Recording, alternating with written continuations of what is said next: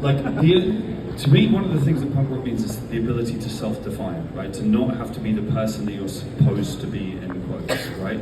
So, for example, if you'll forgive me revealing this to the audience, Rollins is not your given surname, for example, and getting tattoos and sort of just choosing this sort of countercultural life to exist in, whether that's in a van or just kind of shows whatever it is. I wondered if you wanted to, I mean, how do you see punk as part of your self-definition and that idea of being able to break away from societal norms? For me, it was profound. I went to a military postured prep school from 6th grade to graduation. And this school it's now boys and girls, and back in my day, it was all boys. And I think I graduated in 1979. I think they went co-ed in 1980. So I missed all of those really valuable socialization skills. And until I was like 62, like, there's a female. So what do you do? And so I went to this school where it's like, yes sir, no sir, stand up, sit down, uniform, and you get a demerit, like the ties askew. And I kind of, that plus the Ritalin, really got me into a very conformist way of thinking, because you're just yelled at all the time.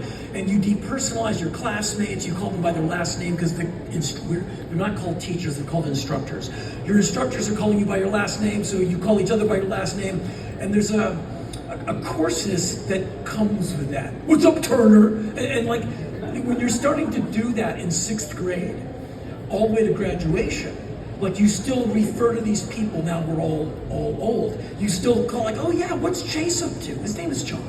He's a really good guy. I haven't seen him for 100 years, but like, oh, Chase, yeah. Because we have that. And so if someone said stand up, I would just stand up. Like, Henry, a guy just walked by and told you to stand up. You know that guy? Nobody said stand up, so I stand up. The only person in my life who said, why are you standing up, was Ian MacKaye. Right. Who's the first person of my age group I was aware who had his own opinions and his own thoughts. And it comes from the MacKaye clan. They're all argumentative book readers. and so Ian and I'm a little older than he is. We've been best friends since he was 11 and I was 12. And I would go do something. He's like, why are you doing that? I'm like, because everyone else is doing it. He's like, did you think it through? I'm like, well, no, you don't think it through, you just do it. He said, really? And between Ian MacKaye and the Clash saying question authority, which I never thought you would ever do, I kind of went, wait a minute. And then punk rock hit me full, I've never recovered.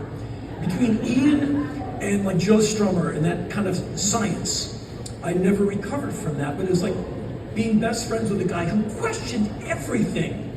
Like, you're too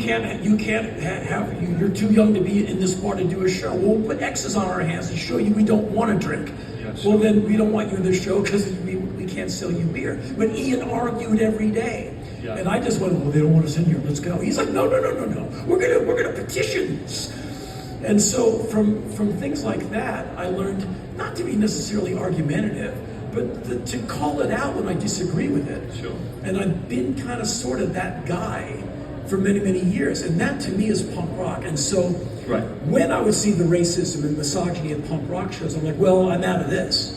That's not, but the idea of, oh, there's a girl in that band. So, like in the DC scene, all 80 of us, no one cared if there's a girl bass player